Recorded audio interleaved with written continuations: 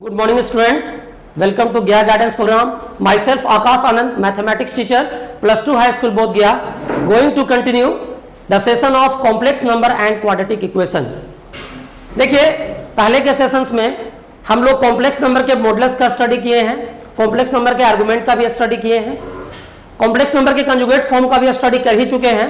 लेकिन आज की क्लास में हमारा जो फोकस होगा वो मॉडुलस के प्रॉपर्टीज पर होगा। यानी आज के क्लास में हम लोग कॉम्प्लेक्स नंबर के मॉडुलस के प्रॉपर्टीज का स्टडी करेंगे, उसके आर्गुमेंट्स के प्रॉपर्टीज का स्टडी करेंगे और कॉम्प्लेक्स नंबर के मॉडुलस और आर्गुमेंट के प्रॉपर्टीज पर आधारित जो वेरियस टाइप्स ऑफ प्रॉब्लम्स होंगे हम लोग उसको भी सॉल्व करेंगे और उससे रिलेटेड जो भी महत्वपूर्ण बातें भी होगी वो मैं आपको बताऊंगा। तो आइए हम लोग आज मॉडुलस की ओर देखते हैं। तो देखिए पिछले सेशन से ही आप लोग पढ़ रहे हैं कि कोई भी कॉम्प्लेक्स नंबर जो z है वो x प्लस आयोटा y के फॉर्म में होता है, जहां पर कि x और y हमारा रियल नंबर है और आयोटा जो है √(-1) के बराबर होता है। ऐसा हम लोग कॉम्प्लेक्स नंबर का जनरल फॉर्म जानते हैं। और जब हम लोग इस कॉम्प्लेक्स नंबर को एक पॉइंट के माध्यम से रिप्रेजेंट करते हैं तब x y जो ऑर्डर्ड पेयर है, ये ऑर्डर्ड पेयर जो है ये कॉम्प्लेक्स नंबर को किसी आर्गेंट प्लेन में एक पॉइंट के द्वारा रिप्रेजेंट करता है। जैसे मान लीजिए कि हम यहाँ पर एक आर्गेंट प्लेन जो है ड्रॉ करते हैं, ये हमारा है x'(OX) और ये हमारा है y'(OY') और हम लोग यहाँ पर ये जो कॉम्प्लेक्स नंबर है उसको p पॉइंट से रिप्रेजेंट करते हैं जो ऑर्डर्ड पेयर x y के द्वारा रिप्रेजेंट हो रहा है। इसका मतलब ही हुआ कि x प्लस आयोटा y हुआ कि p इक्वल टू, इसको हम लोग कॉम्प्लेक्स नंबर को z से रिप्रेजेंट करते हैं। तो ये जो आपका OP लाइन होगा, यही OP लाइन जो है वो कॉम्प्लेक्स नंबर का मॉडुलस कहलाता है और इसको हम लोग R से रिप्रेजेंट करते हैं, है ना। R से भी कर सकते हैं, मॉडुलस को हम लोग R से भी रिप्रेजेंट करते हैं या मॉड Z से भी रिप्रेजेंट करते हैं। तो हम अगर इस P पॉइंट से हम एक परपेंडिकुलर ड्रॉ करते हैं एक्स एक्सिस पर, तो हमारा ये परपेंडिकुलर PM है, तो यहाँ से यहाँ तक का जो डिस्टेंस है वो x हो गया और यहाँ से यहाँ तक का जो डिस्टेंस है वो y हो गया। तो अगर हम यहाँ पर देखें right angle triangle from right triangle PMO से अगर देखते हैं तो हम क्या देखते हैं, पाइथागोरस थ्योरम लगाने पर कि OP² जो है वो OM² प्लस PM² के बराबर है और यहाँ पर OP को हम R² कह सकते हैं equal to x² plus y²। तो हमारा r का जो वैल्यू है वो √(x² प्लस y² आ गया। ठीक है, तो इस तरीके से हम देख रहे हैं कि हमारा जो मॉड z है वो √(x² प्लस y² के बराबर आ रहा है। ठीक है, तो ये होता है किसी भी कॉम्प्लेक्स नंबर का मॉडुलस, जिसके बारे में हम लोग पढ़ भी चुके हैं। और साथ ही साथ आपको ये भी पता है कि ये आर्गेंट प्लेन में ये रियल एक्सिस होता है, चूंकि x हमारा रियल पार्ट है कॉम्प्लेक्स नंबर का तो ये रियल एक्सिस है और y चूंकि इमेजिनरी पार्ट है तो ये हमारा इमेजिनरी एक्सिस होता है। ठीक है, तो देखिए हम लोग अब मॉडुलस के बारे में तो जान ही चुके हैं। अब हम लोग इसके प्रॉपर्टीज की ओर बढ़ते हैं कि कौन कौन से प्रॉपर्टीज होते हैं मॉडुलस के। तो देखिए हम लोग अब प्रॉपर्टीज की ओर बढ़ रहे हैं। देखिए हमारा जो प्रॉपर्टी है कि एक कॉम्प्लेक्स, देखिए properties of modulus of a complex number, यानी कॉम्प्लेक्स नंबर के मॉडुलस का प्रॉपर्टीज। तो पहला प्रॉपर्टी है z bar is equal to mod z²। इसका मतलब क्या हुआ कि कोई कॉम्प्लेक्स नंबर z है और उसका कंजुगेट z बार है, तो कॉम्प्लेक्स नंबर और उसके कंजुगेट का जो प्रोडक्ट होगा वो उस कॉम्प्लेक्स नंबर के मॉडुलस के स्क्वायर के बराबर होगा। ये हमारा पहला प्रॉपर्टी है। दूसरा प्रॉपर्टी है mod z equal to conjugate of mod z is equal to minus mod z। तो इसका मतलब ये हुआ कि किसी कॉम्प्लेक्स नंबर का मॉडुलस, उसके कंजुगेट का मॉडुलस और उस कॉम्प्लेक्स नंबर के नेगेटिव का मॉडुलस, ये तीनों बराबर होते हैं। तीसरा प्रॉपर्टी हमारा है मॉड z इक्वल टू 0 है, यानी कॉम्प्लेक्स नंबर का मॉड अगर 0 है तो निश्चित रूप से z बराबर 0 कॉम्प्लेक्स नंबर ही 0 हो जाएगा, या फिर अगर कॉम्प्लेक्स नंबर हमारा 0 है तो उसका मॉडुलस 0 होगा। उसी प्रकार से अगर किसी कॉम्प्लेक्स नंबर का जो मॉडुलस है वो अगर मॉड z है तो उसका नेगेटिव ऑफ द मॉडुलस क्या होगा, माइनस मॉड z होगा। तो रियल पार्ट उस कॉम्प्लेक्स नंबर का माइनस z और z के बीच में लाई करेगा। यही बात इसके लिए भी ट्रू है, किसी कॉम्प्लेक्स नंबर का जो इमेजिनरी पार्ट है वो माइनस मॉड z और z के बीच में लाई करेगा, या बराबर भी हो सकता है। उसी तरह से दो कॉम्प्लेक्स नंबर अगर हमारे z1 और z2 हैं तो z1 और z2 के प्रोडक्ट का जो मोड होगा वो उन दोनों कॉम्प्लेक्स नंबर के मतलब अलग अलग मॉडुलस के प्रोडक्ट के बराबर होगा। और उसी तरह से एक कॉम्प्लेक्स नंबर Z1 है, एक कॉम्प्लेक्स नंबर Z2 है, तो Z1 बाय Z2 का मॉड करेंगे, निकालेंगे, तो वो कॉम्प्लेक्स नंबर Z1 का mod divided by complex number Z2 का मॉड होगा, प्रोवाइडेड दैट कि Z2 नॉट इक्वल टू 0 हो, क्योंकि Z2 जो है ये 0 नहीं हो सकता है, क्योंकि ये डिनोमिनेटर में है, डिनोमिनेटर में अगर Z2 0 हो जाएगा तो ये पूरा अनडिफाइंड हो जाएगा, इसलिए Z2 नॉट इक्वल टू 0 होगा।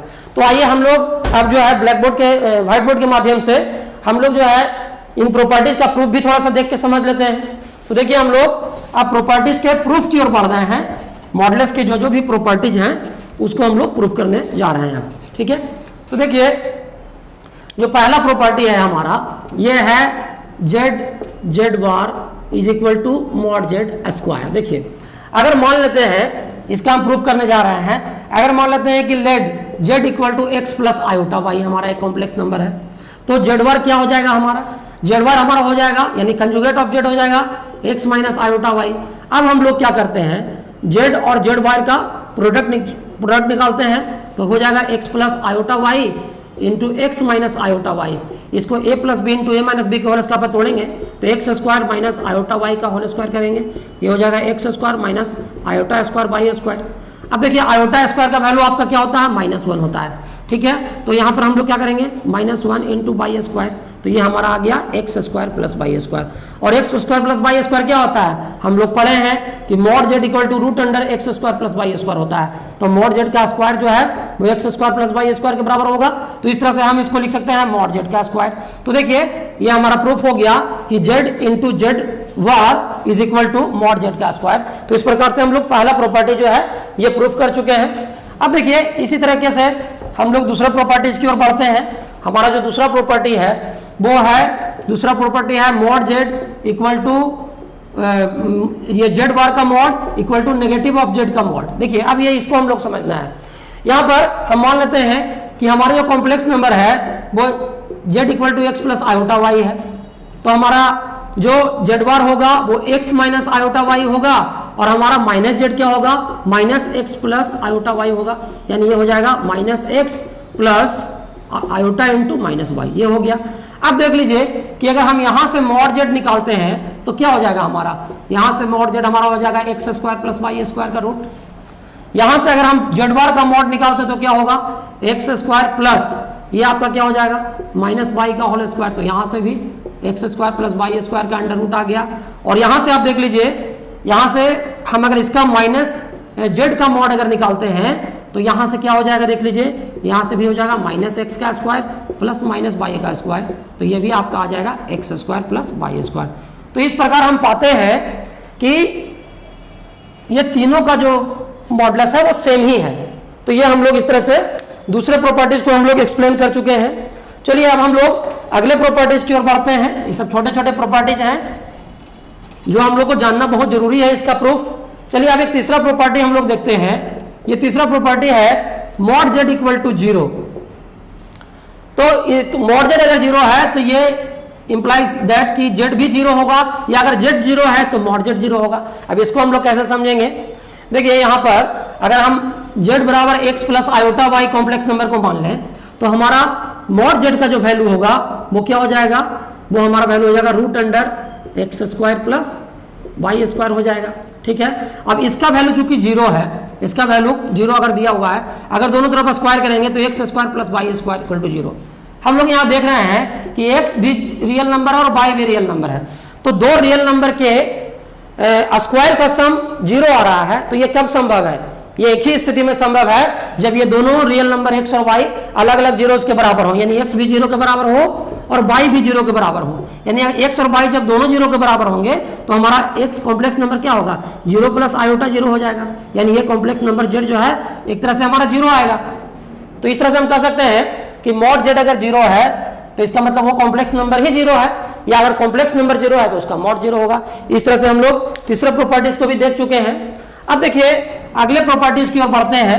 अगला प्रॉपर्टी जो है वो हमारा ये कहता है कि चौथा प्रॉपर्टी है minus of mod z is greater and equal to real part of z is greater and equal to mod z। देखिए यहाँ पर कहने का मतलब ये हुआ कि जैसे अगर हम एक complex number z equal to x plus iota y मानते हैं तो यहाँ पर हमारा रियल z क्या हो जाएगा, रियल z हमारा यहाँ पर x है और इमेजिनरी जेड क्या हो जाएगा, तो हमारा इमेजिनरी जेड वाई है।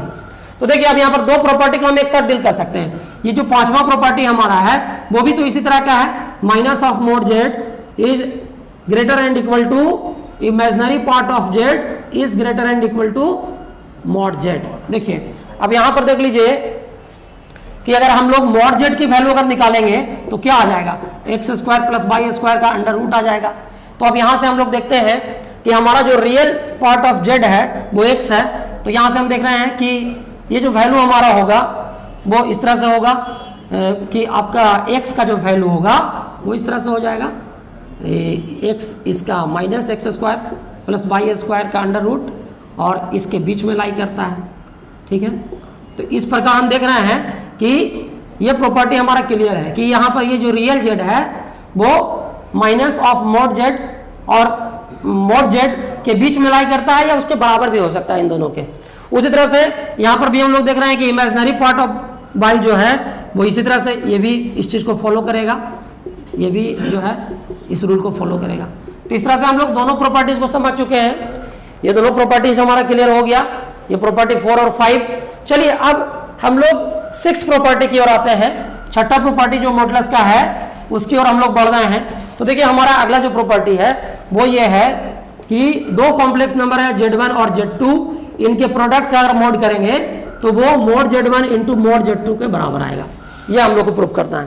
तो देखिए इसको प्रूव करने के लिए बहुत सिंपली हम लोग करते हैं, ऐसा मान लेते हैं कि मान लेते हैं इसमें कि हमारा जो Z1 है उसको हम मान सकते हैं ऐसा करते हैं, हम इसको A1 प्लस आयोटा B1 मान लेते हैं। चलिए x प्लस आयोटा वाई मानते हैं तो हम A1 plus iota B1 Z1 को मान लेते हैं और Z2 को मान लेते हैं A2 प्लस आयोटा B2। ठीक है, कुछ भी मान के कर सकते, x1 y1 भी मान के कर सकते थे, ये भी मान के कर सकते हैं। तो अब देखिए यहाँ पर अगर हम Z1 इंटू Z2 कैलकुलेट करेंगे तो Z1 इंटू Z2 क्या आ जाएगा मेरा, ये आ जाएगा A1 plus iota B1 into A2 plus iota B2। ठीक है, अब यहाँ से क्या होगा, मल्टीप्लाई करेंगे तो यहाँ से A1 A2 आएगा और प्लस यहाँ से आ जाएगा आयोटा A1 B2 और प्लस यहाँ इस दोनों को मल्टीप्लाई करेंगे तो आयोटा A2 B1 और plus iota square B1 B2 होगा। अब देखिए आयोटा स्क्वायर का वैल्यू चूंकि -1 होता है तो हम लोग यहाँ पर ऐसे कर सकते हैं A1 A2 प्लस यहाँ पर आयोटा को कॉमन लेंगे तो क्या हो जाएगा, A1 B2 plus A2 B1 आ जाएगा यहाँ से, और यहाँ आपका आ जाएगा माइनस B1 इंटू B2, चूंकि आयोटा स्क्वायर का वैल्यू माइनस में होता है। तो अब देखिए यहाँ पर जो Z1 इंटू Z2 जो हमारा कॉम्प्लेक्स नंबर आएगा वो इस तरह से आ जाएगा, A1 into minus B1 B2 और plus iota A1 B2 plus A2 B1। ठीक है, इस तरीके से हमारा आ गया। तो देखिए हम पहले भी पढ़ चुके हैं कि दो कॉम्प्लेक्स नंबर का अगर हम प्रोडक्ट निकालते हैं, पहले के प्रॉपर्टीज में बताए हैं, तो वो भी एक कॉम्प्लेक्स नंबर आता है। तो देखिए ये भी एक कॉम्प्लेक्स नंबर आ रहा है।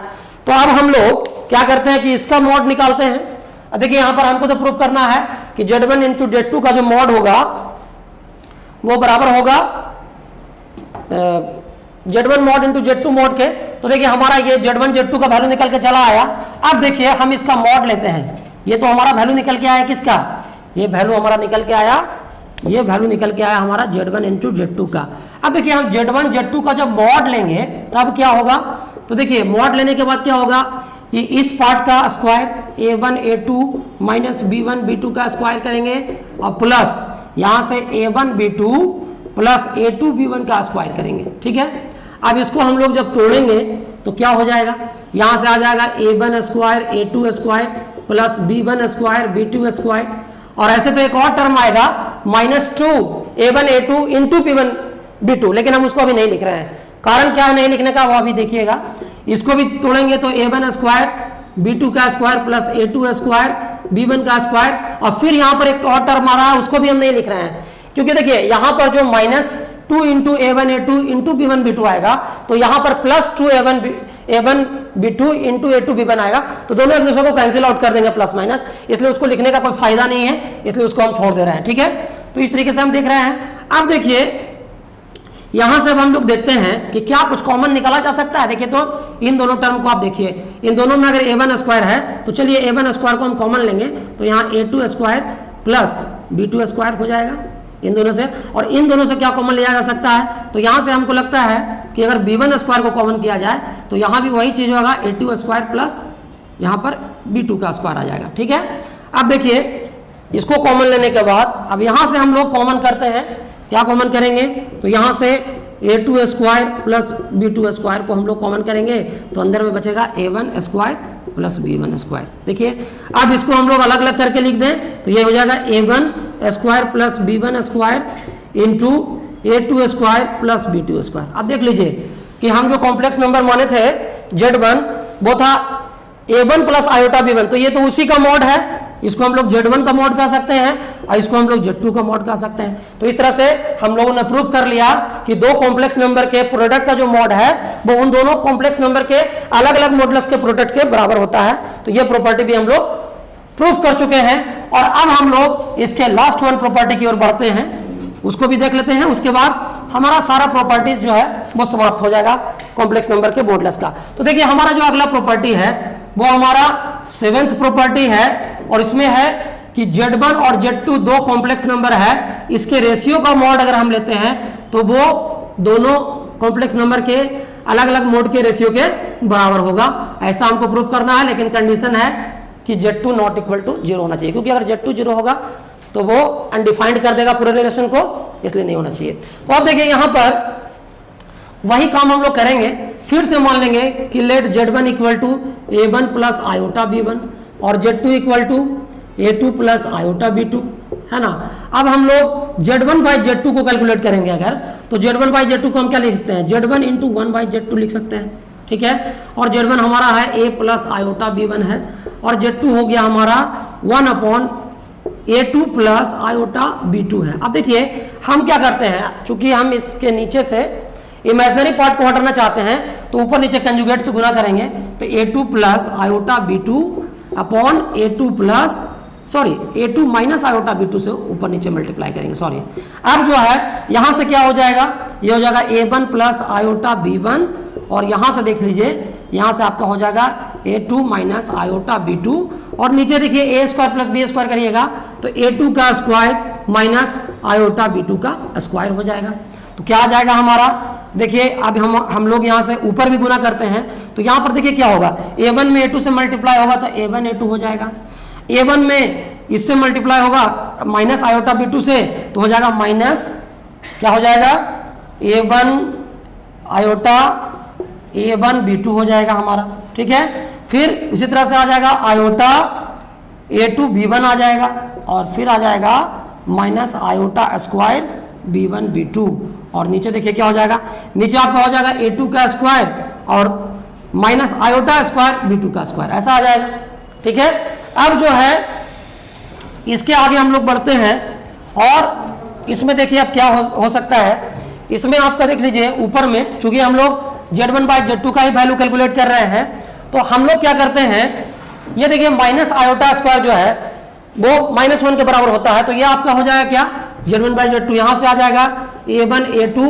अब हम लोग क्या करते हैं कि इसमें से आयोटा को कॉमन ले लेते हैं, तो आयोटा को कॉमन करेंगे तो क्या बचेगा, यहाँ a2 b1 minus a1 b2 बचेगा ब्रैकेट के अंदर और ये आपका माइनस आयोटा स्क्वायर है तो माइनस माइनस यहाँ आयोटा स्क्वायर का वैल्यू -1 होता है तो माइनस माइनस प्लस हो जाएगा तो ये हो जाएगा b1 b2। ठीक है, और नीचे में आपका क्या आ जाएगा, ये नीचे आ जाएगा a2 का स्क्वायर और प्लस b2 का स्क्वायर, यहाँ भी आयोटा स्क्वायर का वैल्यू चूंकि -1 है तो ये आपका b2 के स्क्वायर के बराबर हो जाएगा। ठीक है, तो इस तरीके से आ गया हमारा।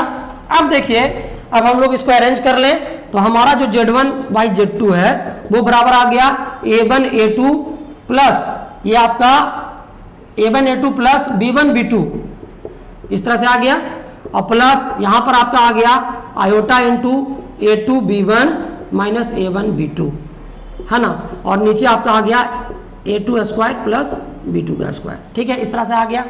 अब देखिए अब जो है हम लोग इसको अलग अलग कर लें अगर तो z1 बाई z2 जो है बराबर हो जाएगा a1, ये हमारा आ गया a1 a2 plus b1 b2 divided by a2 square plus b2 का स्क्वायर।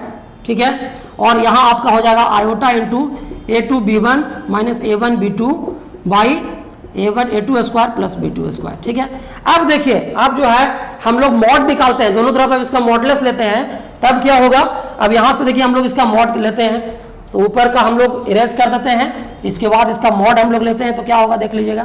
यहां से अगर हम z1/z2 का मॉड लेते हैं तो देखिए पूरे का मॉड अगर लेते हैं हम लोग तो क्या हो जाएगा हमारा, ये हमारा हो जाएगा रूट ओवर, ये हो जाएगा a1 a2 plus b1 b2 upon a2 square plus b2 square, इसका होल स्क्वायर हो जाएगा, प्लस यहाँ से आ जाएगा आपका a2 b1 minus a1 b2 upon a2, ये आपका a2 सॉरी यहाँ a2 square plus b2 square, इसका स्क्वायर हो जाएगा आपका। ठीक है, तो ये पूरे का हम लोग क्या करेंगे, स्क्वायर कर देंगे।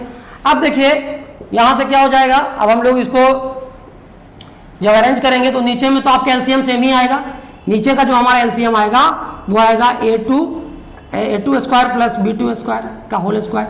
ठीक है, ऊपर में आ जाएगा a1 a2 plus b1 b2 का स्क्वायर और plus a2 b1 minus a1 b2 का स्क्वायर। ठीक है, अब देखिए यहाँ से हम लोग अब इसको कैलकुलेट कर सकते हैं, तो यहाँ से जब कैलकुलेट करेंगे तो क्या होगा हमारा, देखिए यहाँ से इसको हम लोग कैलकुलेट करते हैं तो यहाँ से आएगा a1 square plus a2 square, यहाँ b1 स्क्वायर b2 स्क्वायर, एक टर्म को हम छोड़ दे रहे हैं, यहाँ पर 2 into a1 a2 into b1 b2 आएगा जो कि आगे वाले टर्म से कैंसिल आउट हो जाएगा, इसलिए हम उसको छोड़ देते हैं और यहाँ लिखते हैं a2 square b1 square plus a1 square b2 square, और नीचे हम लिख देते हैं a2 square plus b2 square का होल स्क्वायर। ठीक है, अब देखिए यहाँ से भी फिर से आप देख सकते हैं कि क्या कॉमन निकल सकता है, हमको तो लगता है कि a1 स्क्वायर कॉमन निकलेगा इन दोनों से, तो ठीक है चलिए हम लोग ऐसा करते हैं a1 स्क्वायर को कॉमन कर देते हैं,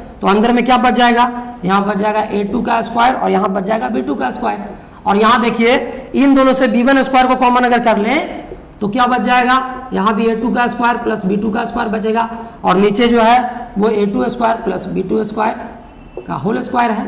ठीक है, अब देखिए यहाँ से हम कॉमन लें अगर तो यहाँ पर a2 square plus b2 square का होल स्क्वायर है ना, और यहाँ आपका a1 square plus b1 square का होल स्क्वायर। ठीक है, और नीचे देखिए a2 square plus b2 square का होल स्क्वायर। अब देखिए यहाँ से क्या होगा कि एक ये मतलब होगा, एक जो है ऊपर में जो आ रहा है सॉरी ये जो है कैंसिल आउट हो जाएगा, ये जो आपका है इससे एक जो है कैंसिल आउट हो जाएगा, तो हमारा बच गया a1 स्क्वायर प्लस b1 का स्क्वायर और नीचे बच गया a2 का स्क्वायर प्लस b2 का स्क्वायर, इसका रूट। अब इसको अलग अलग कर लेंगे तो ये a1 स्क्वायर प्लस b1 का स्क्वायर, यहाँ पर भी a2 का स्क्वायर प्लस b2 का स्क्वायर हो गया।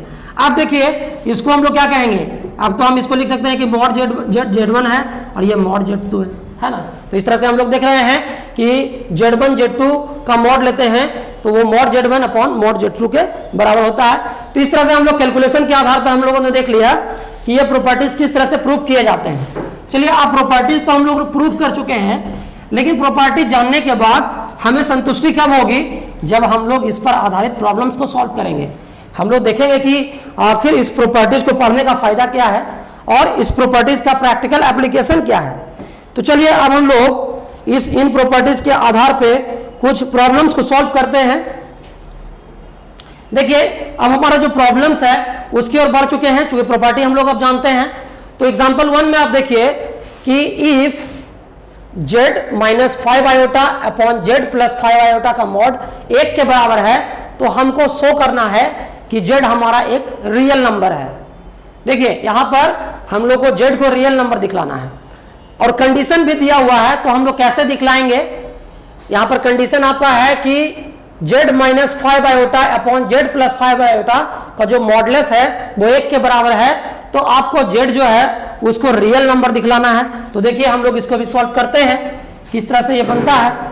देखिए हमारा कंडीशन हमारा क्या है कि यहां पर हम लोग को दिया हुआ है कि z minus 5 iota upon z plus 5 iota है ना, ये जो मॉड है इसका 1 के बराबर दिया हुआ है और हमको क्या करना है, तो हमको जेड को रियल नंबर दिखाना है। तो हम लोग क्या करते हैं, ऐसे मान लेते हैं कि let z equal to x plus iota y, z को हम एक्स प्लस आयोटा वाई के बराबर मान लेते हैं।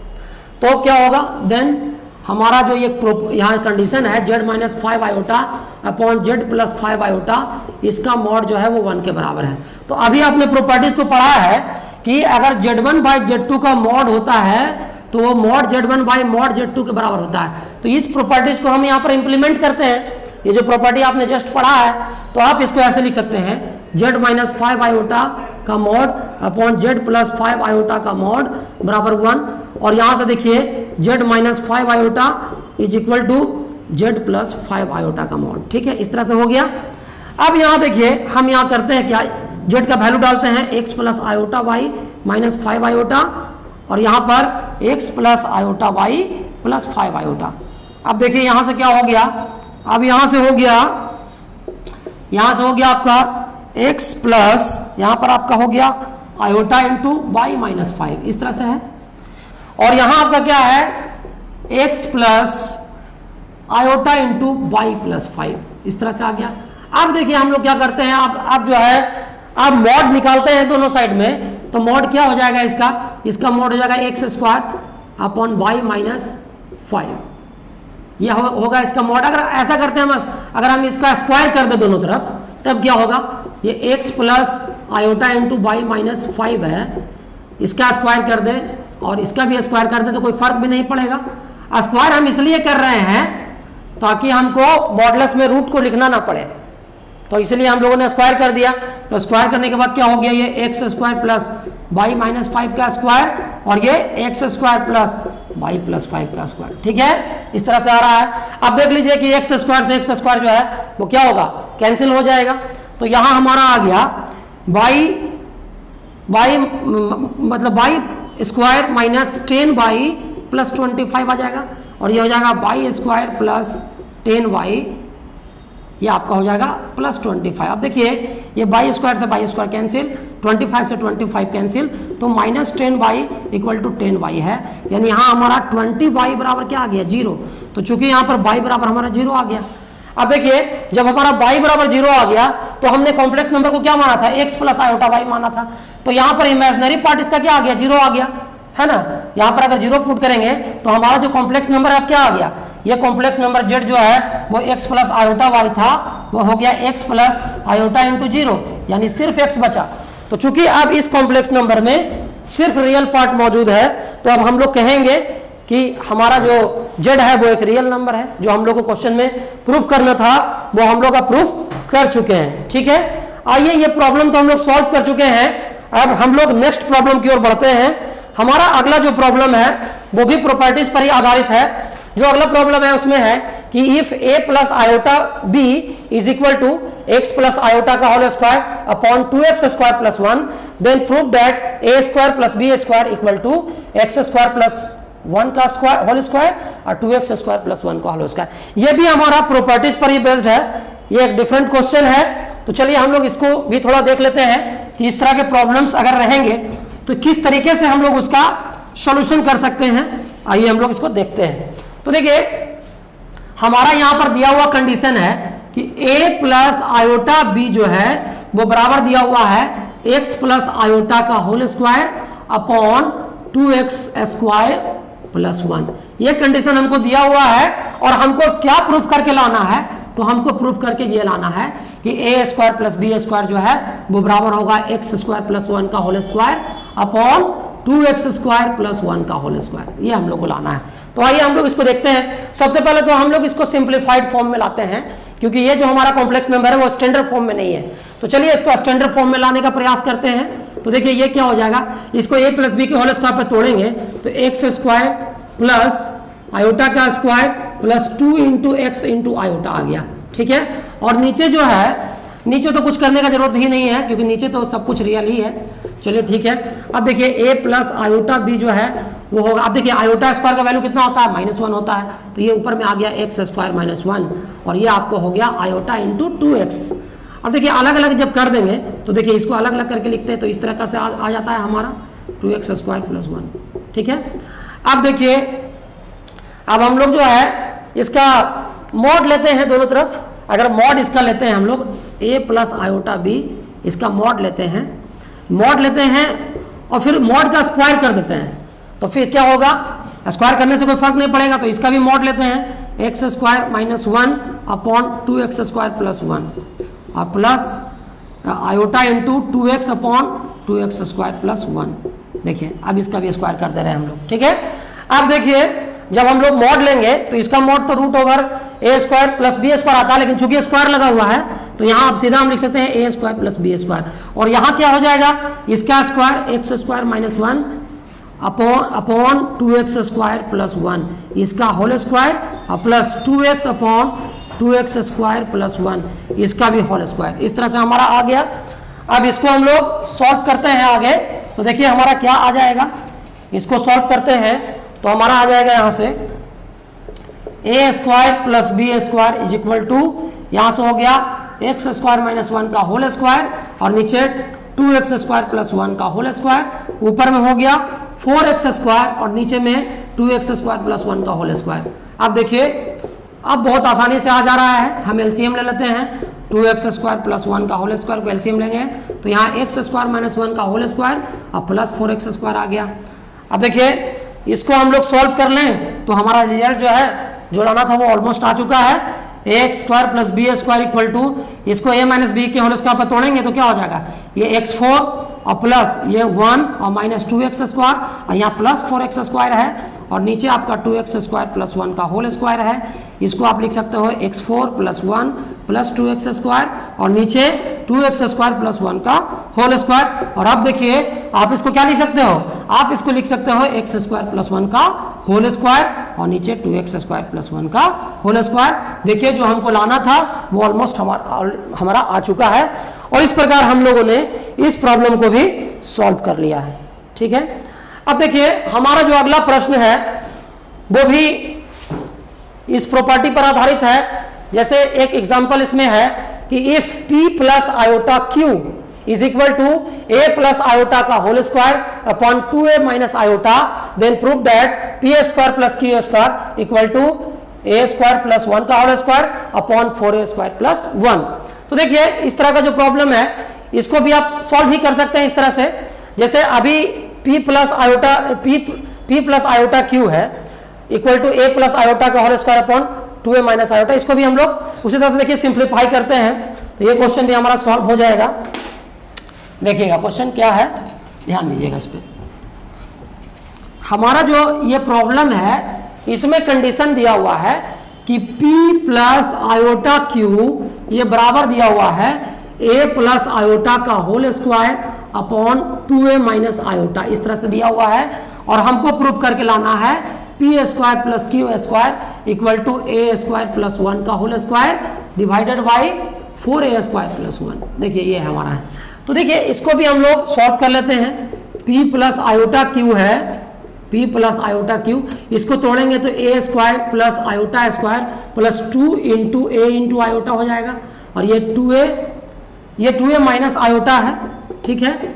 अब जो है ये हमारा है p प्लस आयोटा q जो है वो बराबर हो गया a स्क्वायर, आयोटा स्क्वायर का वैल्यू -1 होता है, -1 upon 2a iota upon 2a minus iota.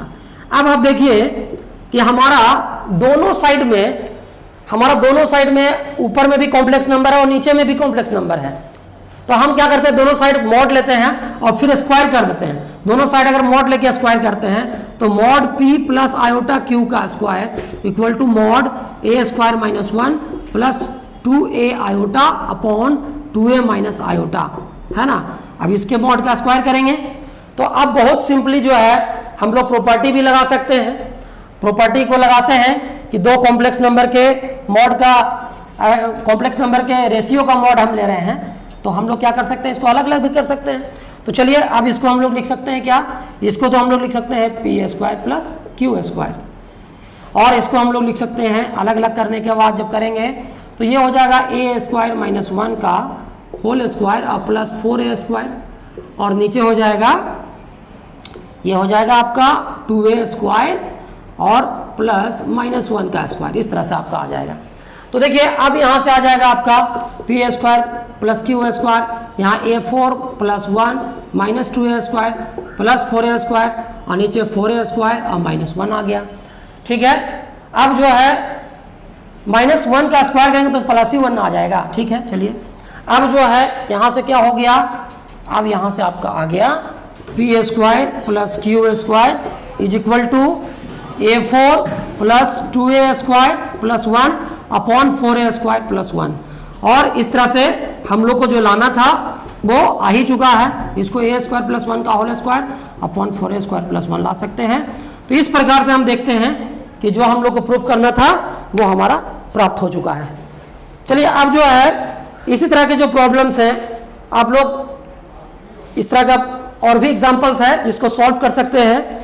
हम लोग इन एग्जांपल्स को आप लोग के लिए सॉल्व करने के लिए छोड़ रहे हैं, ऐसे सॉल्व भी किया हुआ है और हम लोग अब आगे बढ़ते हैं। क्योंकि हम लोग कॉम्प्लेक्स नंबर के मॉडल्स की बात तो हम लोग कर चुके हैं, अब हम लोग थोड़ा आर्गुमेंट की बात करते हैं। आर्गुमेंट के बारे में तो हम लोग पहले के सेशन में भी पढ़े हैं, बट हम लोगों ने अभी तक प्रॉपर्टीज नहीं पढ़ा है।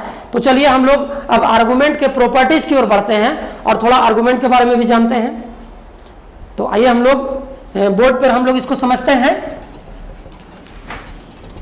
देखिए पहले के क्लास में आपको बताया गया था कि हम लोग आर्गुमेंट किसी भी कॉम्प्लेक्स नंबर को जब हम लोग किसी आर्गेंट प्लेन में रिप्रेजेंट करते हैं, तो देखिए यहाँ पर ये आर्गेंट प्लेन हमारा है, ये है आपका एक्स डैश ओ एक्स और ये है आपका वाई ओ वाई डैश है। ठीक है, अगर मान लीजिए कि हमारा पी जो कॉम्प्लेक्स नंबर है जो ऑर्डर्ड पेयर एक्स वाई के द्वारा रिप्रेजेंट है, एक्स वाई का मतलब हुआ कि एक्स हमारा रियल पार्ट है तो एक्स एक्सिस हमारा रियल एक्सिस होगा और y चूंकि इमेजिनरी पार्ट है तो y एक्सिस जो है वो हमारा इमेजिनरी एक्सिस होगा।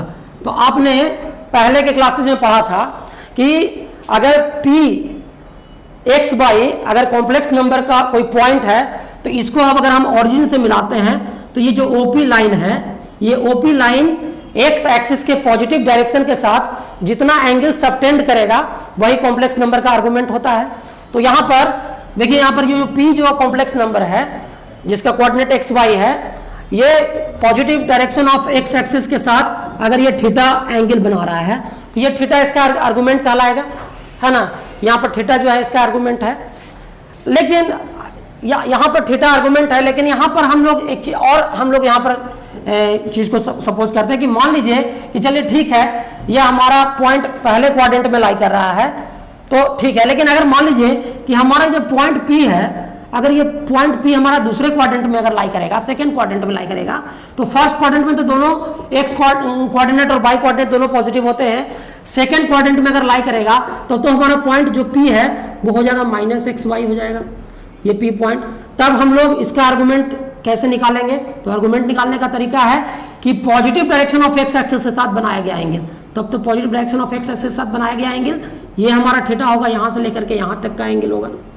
तब हम लोग क्या करेंगे, तब हमने बताया था कि देखिए यहाँ पर हम लोग एक और एंगल को सपोज करते हैं। मान लीजिए कि यहाँ पर एक एंगल अल्फा भी मान लेते हैं, यहाँ पर भी एक एंगल अल्फा है, लेकिन यहाँ पर थीटा एंगल और अल्फा एंगल बराबर है। देखिए यहाँ पर अल्फा एंगल इसलिए मानते हैं क्योंकि हम लोग क्या करते हैं ना कि यहाँ tan अल्फा का जो वैल्यू होगा, इस एंगल अल्फा का जो tan लेंगे वो मॉड बाई बटा एक्स के बराबर होता है, पहले की क्लास में भी बताया है।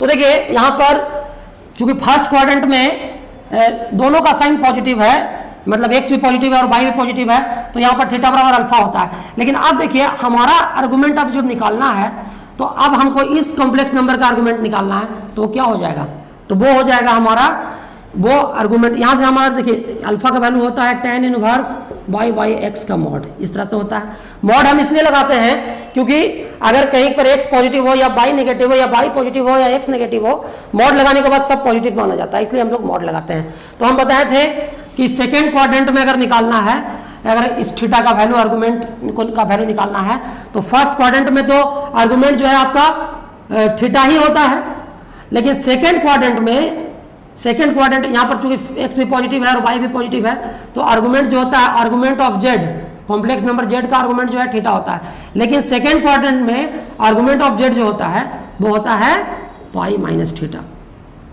तो पाई माइनस थीटा क्यों होता है, क्योंकि आप देखिए यहाँ पर ये पूरा एंगल यहाँ से यहाँ तक का ये पूरा एंगल 180 डिग्री का है ना। तो यहाँ पर थीटा प्लस अल्फा बराबर पाई है, तो यहाँ पर थीटा का जो वैल्यू होगा वो पाई माइनस अल्फा होगा, और अल्फा का वैल्यू क्या होता है सेकेंड क्वाड्रेंट में, अल्फा को लिख सकते हैं pi minus tan inverse y by x. तो इस तरह से मैंने बताया था कि सेकेंड क्वाड्रेंट में ये होता है। अगर आप इसी तरह से आप अगर थर्ड क्वाड्रेंट में जाते हैं तो थर्ड क्वाड्रेंट में देखिए क्या होता है, थर्ड क्वाड्रेंट में आर्गुमेंट ऑफ जेड जो होता है वो क्या हो जाता है पाई प्लस थीटा हो जाएगा, क्योंकि थर्ड क्वाड्रेंट में अगर कोई पॉइंट आ गया, जैसे मान लीजिए ये पी पॉइंट है, इसमें दोनों नेगेटिव होगा, तो अब जो आपका थीटा है वो यहाँ से लेकर के यहाँ तक आ गया, ये पूरा थीटा है, तो ये एंगल को आप अल्फा मानिएगा, है ना। तो अब यार चूंकि यहाँ पर आपका पाई था तो ये पाई अब क्या हो जाएगा, ये अब ये पाई प्लस थीटा होगा, यानी पाई प्लस tan इनवर्स क्या हो जाएगा वाई बाई एक्स हो जाएगा, इस तरह से हो जाएगा। लेकिन अगर यही पॉइंट अगर चौथे क्वाड्रेंट में चला गया, ये पी पॉइंट आपका क्या हो गया, ये प्लस प्लस माइनस माइनस, इसमें दोनों माइनस होता है, और इसमें प्लस माइनस, अगर ये प्लस माइनस अगर आता है, अगर ये चौथे क्वाड्रेंट में आप चले आए तो अब तो आपका एंगल ये हो गया थीटा, यहाँ पर अगर अल्फा मानते हैं तो क्या हो जाएगा, ये आपका चौथे क्वाड्रेंट में आर्गुमेंट ऑफ जेड जो होता है वो क्या होता है 2 पाई माइनस अल्फा, यानी 2 pi minus tan inverse y by x होता है। इसके बारे में मैंने डिटेल से आपको बताया भी था इसके पहले वाले सेशन में, तो इस तरह से आप जानते हैं। अच्छा, ये जो आर्गुमेंट निकाले हैं ये प्रिंसिपल आर्गुमेंट नहीं है। प्रिंसिपल आर्गुमेंट निकालने के लिए आपको बताया गया था कि प्रिंसिपल आर्गुमेंट अगर हमको फर्स्ट और सेकंड क्वाड्रेंट में कोई पॉइंट लाई कर रहा है तो हमको क्या एंटी क्लॉकवाइज आते हैं, एंटी क्लॉकवाइज आते हैं, यानी 0 से पाई की ओर आते हैं हम लोग, है ना। तो यहाँ पर क्या होता है कि आर्गुमेंट अगर मान लीजिए पहले क्वाड्रेंट में आर्गुमेंट थीटा है तो दूसरे में हो जाता है पाई माइनस थीटा, है ना।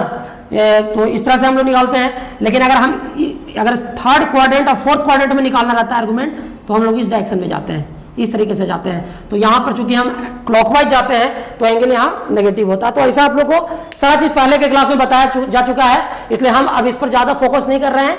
इसको हम लोग थोड़ा सा फ्लैशबैक के लिए इतना बता रहे थे। मेनली हमको आज इसके प्रॉपर्टीज के बारे में पढ़ना है, बाकी चीज तो आपको बताया ही गया है। तो चलिए अब हम लोग इसके प्रॉपर्टीज पर आते हैं। देखिए प्रॉपर्टीज आप जान लीजिए, हालांकि प्रॉपर्टीज आपके एनसीईआरटी के बुक में तो नहीं है, लेकिन आप अगर इंजीनियरिंग एंट्रेंस का एग्जाम का तैयारी करेंगे तो मॉडल्स के प्रॉपर्टीज और आर्गुमेंट के प्रॉपर्टीज पर आधारित बहुत सारे क्वेश्चंस पूछे जाते हैं, इसलिए जानना आप लोग का जरूरी है। तो देखिए एक प्रॉपर्टी है कि दो कॉम्प्लेक्स नंबर है Z1 और Z2, तो Z1 और Z2 दो कॉम्प्लेक्स नंबर के प्रोडक्ट का जो आर्गुमेंट होगा वो argument of Z1 plus argument of Z2 होगा, ठीक है। यानी दो कॉम्प्लेक्स नंबर Z1 और Z2 के प्रोडक्ट का आर्गुमेंट जो है वो दोनों कॉम्प्लेक्स नंबर के अलग अलग आर्गुमेंट के सम के बराबर होगा। तो यहां पर है argument Z1 into Z2 equal to argument Z1 plus argument Z2 plus 2KI। अब यहाँ पर 2KI क्यों लगाते हैं, आर्गुमेंट को मेंटेन करने के लिए हम यहाँ पर 2KI लगाते हैं। यहाँ पर K जो है एक इंटीजर है, आप लोग ट्रिग्नोमेट्री में पढ़े ही हैं कि कोई भी एंगल जो है वो यूनिक नहीं है। हम लोग हर एंगल का को टर्मिनल एंगल होता है जो 2 पाई के रोटेशन से उसका मल्टीपल होता है। तो यहाँ पर 2 पाई मौजूद नजर आ रहा है, लेकिन K क्या है, तो K यहाँ पर इंटीग्रल मल्टीपल है। पिछले क्लास में मैंने इसकी बात की थी। तो argument of Z1 into Z2 equal to argument Z1 plus argument Z2 है। उसी तरह से अगर इसको जनरलाइज करेंगे इस पूरे प्रॉपर्टी को, तो argument Z1 into Z2 into Z3 into dot dot dot into Zn करेंगे तो क्या होगा, ये सभी इंडिविजुअल कॉम्प्लेक्स नंबर के आर्गुमेंट का अलजेब्राइक सम हो जाएगा। और फिर यहाँ पर प्लस 2KI हम लोग लगा देंगे। बार बार याद रखिए कि यहाँ 2KI हम लोग आर्गुमेंट को मेंटेन करने के लिए लगाते हैं, जहाँ K क्या है तो K एक इंटीजर है। उसी तरह से argument of Z1 by Z2 है, तो ये argument of Z1 minus argument of Z2 plus 2KI होगा। उसी तरह से argument of Z1 Z upon Z बार, यानी कॉम्प्लेक्स नंबर Z और उसके कंजुगेट का रेशियो है, उसका आर्गुमेंट जो है वो 2 इंटू आर्गुमेंट Z के बराबर होगा प्लस 2KI हम लोग हमेशा बोलते हैं। Argument of Z to the power n, यहाँ पर n क्या है, तो n यहाँ पर एक इंटीजर है, तो argument of Z to the power n जो है वो n into argument Z plus 2KI होगा। देखिए ये सब आपको ऑब्जेक्टिव क्वेश्चन को सॉल्व करने के लिए बहुत हेल्प करेगा, इसलिए आप इसको सिंपली इसको याद रखिएगा। और क्योंकि इसका प्रूफ अगर करेंगे तो प्रूफ जो है इसका बहुत ज़्यादा मतलब एक्सपैंड हो जाएगा, तो आप रिजल्ट भी याद रख के काम चला सकते हैं और प्रूफ भी इसका होता ही है, आप उसको प्रूफ भी कर सकते हैं। देखिए यहाँ पर complex number Z2 by Z1 argument of Z2 by Z1 equal to theta है, तो अगर हम इसको रिवर्स कर दें, Z1 बाई Z2 का आर्गुमेंट जो होगा वो 2n पाई माइनस थीटा होगा, और आर्गुमेंट ऑफ Z बार जो है वो बराबर होगा minus into argument of Z। ये सारा प्रॉपर्टी जो है आप लोग इसको याद रखेंगे। उसके बाद देखिए कुछ और प्रॉपर्टीज हैं जो आर्गुमेंट और मॉडुलस के प्रॉपर्टीज का मिक्स है। ये सब आपको एनसीईआरटी या आरएस अग्रवाल के बुक में नहीं मिलेगा, क्योंकि ये कंपटीशन पॉइंट ऑफ व्यू से है, तो इसका आप रिजल्ट ही याद रखेंगे तो इस रिजल्ट से ही आप सारा कुछ सॉल्व कर सकते हैं। तो रिजल्ट ऐसे भी प्रूफ जो है कंपटीशन में आता नहीं है, प्रूफ आप कर भी सकते हैं, बट रिजल्ट आप याद रखिएगा ज्यादा तो ज्यादा बेहतर होगा। तो mixed property of modulus and argument, यानी हम लोग मॉडुलस और आर्गुमेंट के मिले जुले प्रॉपर्टीज का स्टडी कर रहे हैं। देखिए अगर दो कॉम्प्लेक्स नंबर है Z1 और Z2, तो Z1 प्लस Z2 का जो मॉड होगा वो Z1 mod plus Z2 mod के बराबर होगा, और साथ ही साथ ये argument Z1 is equal to argument Z2, यानी दो प्रॉपर्टीज है। देखिए अगर argument Z1 is equal to argument Z2 है तो फिर ये प्रॉपर्टी भी सही है, और अगर ये प्रॉपर्टी सही है तो ये भी उस पर बेस्ड होगा, तो ये आप याद रखेंगे। उसी तरह से argument of Z1 plus Z2 का मॉड जो है, Z1 प्लस Z2 का जो मॉड है वो Z1 mod minus Z2 mod के बराबर है, और वो बराबर है argument Z1 minus argument Z2 जो कि पाई के बराबर होगा। ठीक है, तो ये है, इसका प्रूफ भी आप लोगों को किया गया है, आप इसको देख सकते हैं। और उसी तरह से ये प्रॉपर्टीज आप जो है यहाँ पे प्रूफ है, इसको भी देख के आप समझ सकते हैं। और ये कुछ रिमार्क्स हैं कि अगर Z1 माइनस Z2 जो है वो बराबर है Z1 प्लस Z2 का, तो आर्गुमेंट Z1 बराबर आर्गुमेंट Z2 होगा। अगर Z1 माइनस Z2 का मॉड जो है वो argument Z1 mod minus Z2 mod के बराबर है, वो बराबर होगा argument Z1 minus argument Z2 equal to pi. इस तरह से आप आगे भी देख सकते हैं इन प्रॉपर्टीज को। चलिए अब हम लोग फटाफट कुछ प्रॉब्लम्स को भी देख लेते हैं, इस पर आधारित प्रॉब्लम्स भी हैं। देखिए बहुत सिंपल सा प्रॉब्लम है, इसलिए हम इसको ऐसा ही बता देते हैं आपको स्लाइड के माध्यम से ही। आर्गुमेंट Z1 जो है वो 17 पाई बाई 18 है, और आर्गुमेंट Z2 जो है वो 7 पाई बाई 18 है। तो आपको प्रिंसिपल आर्गुमेंट निकालना है Z1 इंटू Z2 का और Z1 बाई Z2 का। देखिए बहुत सिंपली हम लोग प्रॉपर्टी अभी जस्ट पढ़े हैं, उसी प्रॉपर्टी को लगाना ही है। तो argument of Z1 into Z2 is equal to argument Z1 plus argument Z2 plus 2 के पाई। ये प्रॉपर्टी जस्ट आपने पढ़ा है, तो आर्गुमेंट Z1 का वैल्यू आर्गुमेंट Z2 का वैल्यू लगा दिए, प्लस 2 के पाई कर दिए। अब देखिए चूंकि हम यहाँ पर देख रहे हैं कि वैल्यू 4 पाई बाई 3 आ जा रहा है, तो 4 पाई बाई 3 का जो वैल्यू है वो 240 डिग्री आ जा रहा है। पाई का वैल्यू अगर 180 डिग्री देखेंगे तो ये 240 डिग्री आ जा रहा है। तो अगर हम k का वैल्यू अगर 1 पुट करेंगे तो ये जो वैल्यू है वो 2 पाई से ज्यादा चला जाएगा एक्स्ट्रा। तो चूंकि 2 पाई से ऊपर हमको जाना ही नहीं है, क्योंकि आप पहले भी जानते हैं कि आर्गुमेंट का वैल्यू आपको 2 पाई के अंदर भी रखना है, या प्रिंसिपल वैल्यू माइनस पाई और पाई के बीच में ही रखना है। तो इसलिए अब यहाँ पर k का जो मतलब कि अप्रोप्रिएट वैल्यू लिया जाना चाहिए वो k इक्वल टू -1 है। तो -1 जब पुट करेंगे तो यहाँ पर आर्गुमेंट Z1 Z2 है जो है 4 पाई बाई 3 है, माइनस k का वैल्यू -1 रखेंगे तो -2 पाई आएगा, तो -2 पाई बाई 3 आ जाएगा। और उसी तरह से argument of Z1 by Z2 हम लोग निकालेंगे।